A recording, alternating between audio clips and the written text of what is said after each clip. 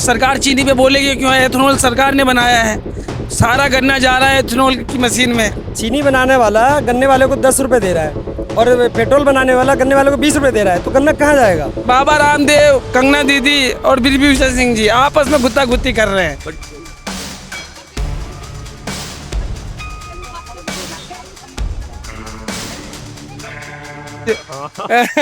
कि ये नहीं है तबेला है, अधिकारी कह रहे नहीं है स्कूल है।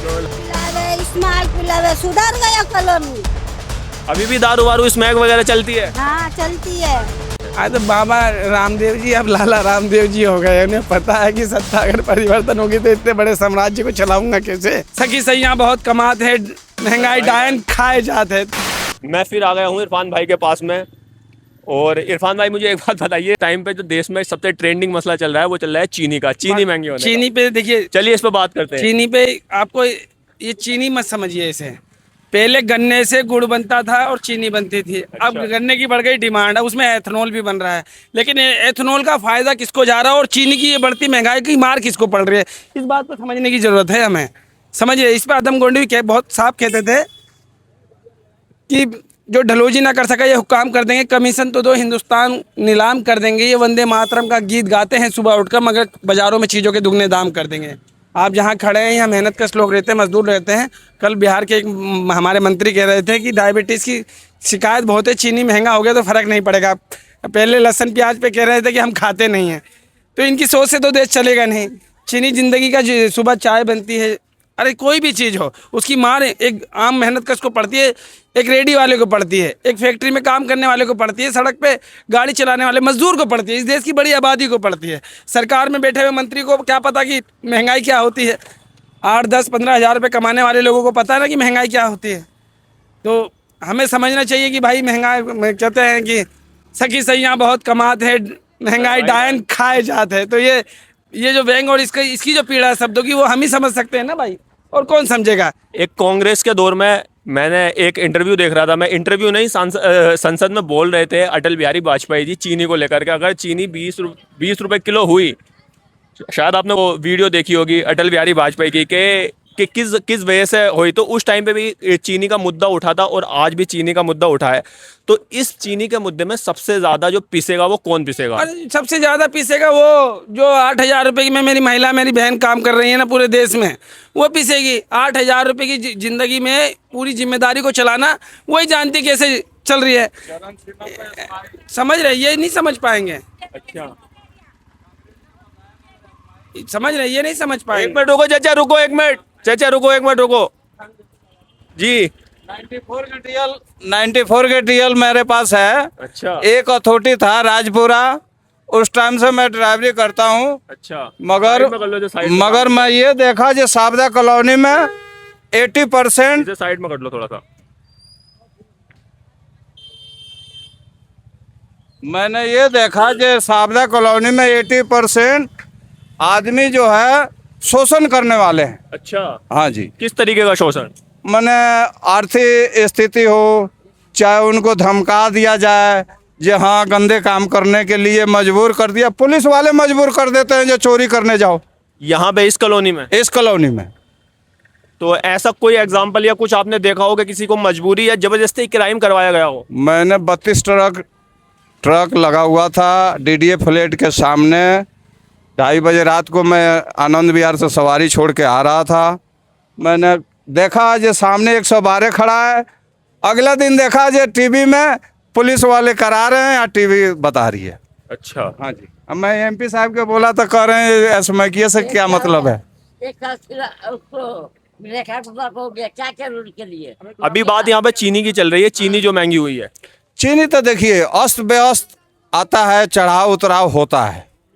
हाँ, ये तो किसान जिस रेट से देंगे उस हिसाब से गवर्नमेंट देगी। बट किसान के रेट तो वो अपने ही है। बट ये बताया जा रहा है ना कि एथेनॉल, गन्ना एथेनॉल की तरफ जा रहा है, गन्ने से एथेनॉल बन रहा है, और जिसकी वजह से गन्ने की कमी पड़ गई, इसलिए चीनी महंगी हुई है। गन्ने के इसलिए कमी पड़ी। मैं भी किसान हूँ, समय से ना यूरिया मिलती है, ना डीएपी मिलती है, और ना उसका पोटास मिलता है जो कीड़े ख़त्म हो, इसलिए गन्ने छोटा कदम में आ जाता है। इसलिए चीनी के कमी आ गई है। तो ये गलती किसकी है टाइम से यूरिया ना मिलने की? ये सरकार की, केंद्र सरकार की गलती है। केंद्र सरकार की गलती है। बिल्कुल केंद्र सरकार की। हमारी बिहार में यूरिया नहीं मिल रही है, नहीं मिल रही है। नहीं, चाहे वो पैक्स वाले हो और चाहे दुकान वाले हो, कोई यूरिया दे के राजी नहीं। कहीं पे मिल भी रही है, अगर कहीं पे मिल भी रही है तो एथेनॉल वाले गन्ने का रेट दे रहे 20 रुपए, चीनी वाले दे 10 रुपए, तो वो किसको देगा गन्ना? हाँ ये भी है। जो महंगा देगा उसी को देगा।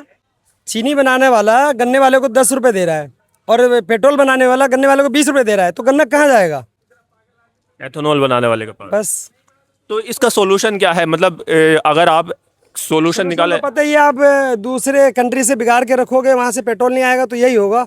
रेखा गुरुदास को 1 साल हो गया, आज 1 साल पूरा हो गया। वो क्या दूसरी क्या? अभी की जो कंडीशन है वो कंडीशन ये है कि पाकिस्तान में चीनी के रेट और अपने हिंदुस्तान में चीनी के रेट बराबर बराबर होने वाले हैं। तो अच्छा खासा सब कुछ ईरान से हो तो रहा था, पर आप ईरान वालों से नहीं मिल के रहोगे, आप किसी और कंट्री से मिल के रहोगे तो वो तो पेट्रोल बंद करेगा, पेट्रोल बंद करेगा तो महंगा तो होगा ही। और उस कंट्री से मिलने का क्या फायदा? ईरान ने तो कुछ बोला भी नहीं, ईरान तो हमेशा इंडिया के साथ था। ईरान तो हमेशा इंडिया के साथ था, लेकिन हमारे मोदी जी, प्रधानमंत्री जी ईरान के साथ ना होने के बाद अमेरिका के साथ है, तो इसलिए ये सब हुआ, पेट्रोल बंद करा उसने। अमेरिका और फिर इजराइल के साथ है। इजराइल के साथ है, हाँ। इन्होंने आपकी कॉलोनी के बारे में कहा था कि यहाँ पर क्राइम जबरदस्ती करवाया जाता है। वो ऐसा था, उससे पहले मैंने 1 साल पहले भी इन चीज़ों को लेके बोला था। अब तो चीज़ें कंट्रोल में है, अब बहुत कंट्रोल में है। अच्छा, अब चीज़ें ठीक हैं, ये ठीक है। अब चीज़ें बहुत सुधर गई हैं, अब ऐसी कोई बात नहीं है। तो सुधर गया, दारू पिलावे, स्मैक पिलावे, सुधर गया कॉलोनी। अभी भी दारू वारू स्मैक वगैरह चलती है? हाँ चलती है।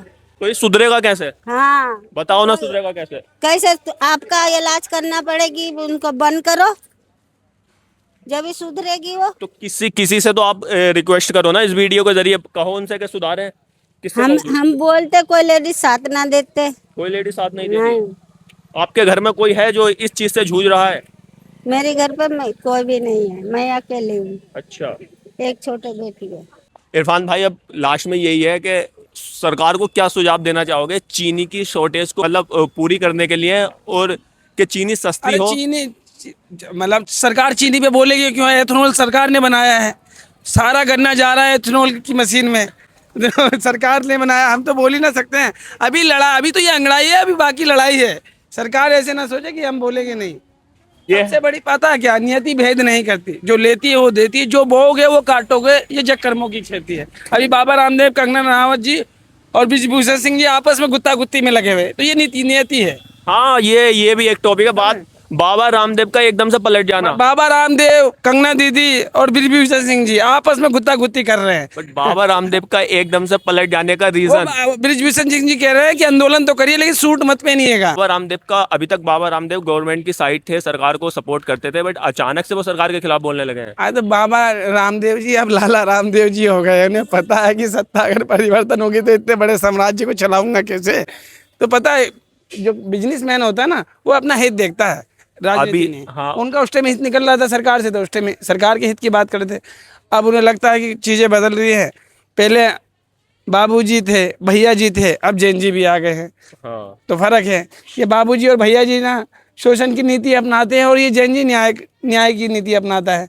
तो उन्हें दिख रहा है कि न्याय की दिशा में देश चल रहा है, तो अब थोड़ा सा चेंज हो। अभी बहुत कुछ मैंने बदलाव देखा है, और शायद आपने भी नोटिस किया होगा इरफान भाई, कि बहुत सारी चीज़ें बदलने लगी हैं। सुप्रीम कोर्ट के भी कुछ फैसले ऐसे होने लगे हैं जो न्यूट्रल हो रहे हैं। ये और पता क्या है और कि चीज़ें जो हैं, चीज़ें कहते हैं ना कि जुल्म की रात कितनी भी लंबी हो, एक दिन तो सवेरा होता ही है। मैंने अंजना ओम कश्यप की भी लास्ट 5 दिन की रिपोर्ट देखी, जो उनकी न्यूज़ थी वो भी देखी। उसमें भी बहुत कुछ बदलाव हो रहा है, वो सरकार से सवाल कर रही है। मीडिया भी कहीं ना कहीं, अभी मुझे ऐसा लग रहा है कि 10% मीडिया ने अपने मस्तिष्क पे जोर दिया है कि ऐसा चला तो यार सारी चीज़ें मतलब तबाह और बर्बाद हो जाएगी।